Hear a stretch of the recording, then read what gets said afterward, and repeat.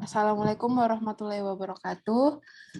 Kami dari kelompok 5 ingin menyampaikan materi, yaitu materi psikologi pendidikan tentang penerapan pendekatan pemrosesan informasi dalam setting pendidikan.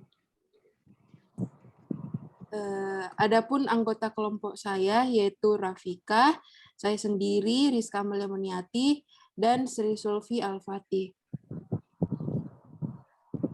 Kemudian ada 4 yang akan kita bahas. Yang pertama itu tentang sejarah, yaitu konsep dasar teori pemrosesan informasi dan pengertian teori pemrosesan informasi, implikasi, yaitu mencakup 2, yaitu tentang teori pendekatan pemrosesan informasi dan analisis kelebihan dan kekurangan. Kemudian yang terakhir yaitu contoh penerapan pada sekolah.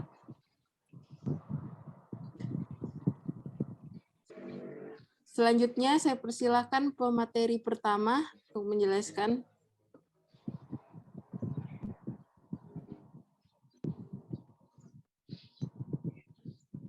Baik, saya Sri Sulfi Al-Fatih selaku pemateri pertama akan memaparkan materi pada bagian sejarah dan pengertian pendekatan pemrosesan informasi.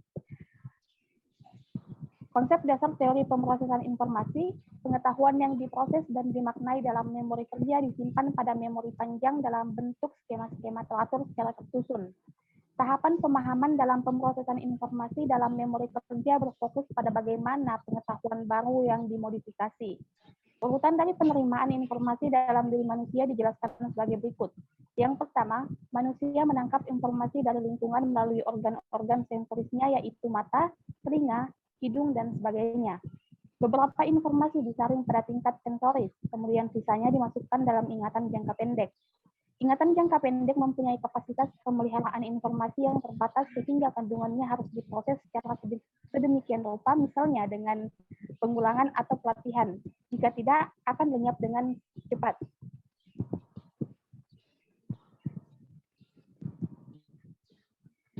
Adapun pengertian teori pemrosesan informasi, yaitu teori pemrosesan informasi merupakan teori belajar kognitif yang menggambarkan pemrosesan, penyimpanan, dan pengambilan pengetahuan dalam pikiran. Informasi terus-menerus memasuki pikiran kita melalui akal merasakan. Sebagian besar informasi ini segera dibuang, dan kita mungkin tidak pernah menyadarinya.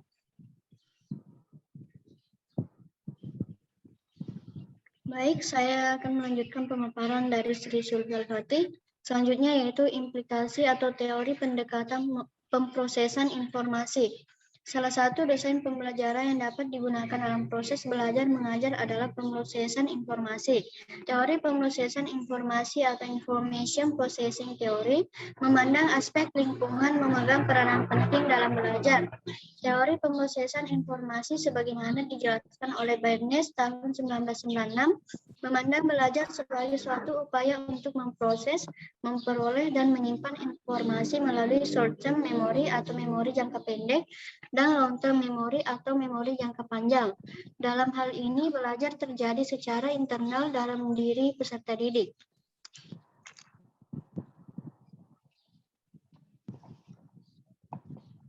Landasan penting teori pemrosesan informasi terbagi menjadi 3. Yang pertama yaitu prior knowledge atau pengetahuan awal, yang kedua rancangan tujuan yang berorientasi kognitif, dan yang terakhir umpan balik atau feedback. Analisis kelebihan dan kelemahan teori pemrosesan informasi.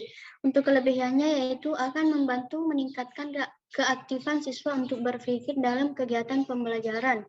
Siswa akan berusaha mengaitkan suatu kejadian atau proses pembelajaran yang menarik dengan materi yang disampaikan. Karena dalam teori pemrosesan informasi, guru atau pendidik dituntut untuk kreatif dalam memberikan pengajaran terhadap peserta didik. Untuk kekurangannya yaitu jika seorang guru tidak bisa menyampaikan materi pembelajaran dengan metode dan alat bantu yang dapat menarik siswa, maka proses pembelajaran akan terasa membosankan, sehingga tidak akan menarik perhatian siswa yang mengakibatkan tidak tercapainya tujuan pembelajaran. Selain itu, apabila menghadapi siswa atau peserta didik yang benar-benar tidak mampu diajak untuk aktif berpikir, maka akan terjadi ketidaksinkronan antara pendidik dan peserta didik, sehingga tujuan pembelajaran tidak akan tercapai.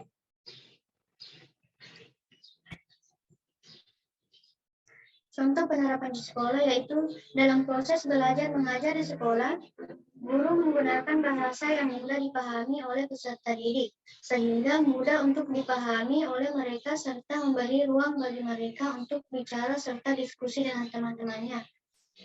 Itulah pemaparan dari kami. Saya kembalikan ke moderator. Baik, terima kasih. Itulah pemaparan materi oleh kelompok kami atau kelompok 5. Babi dan kurangnya mohon dimaafkan. Wabillahi taufiq wal hidayah. Wassalamualaikum warahmatullahi wabarakatuh.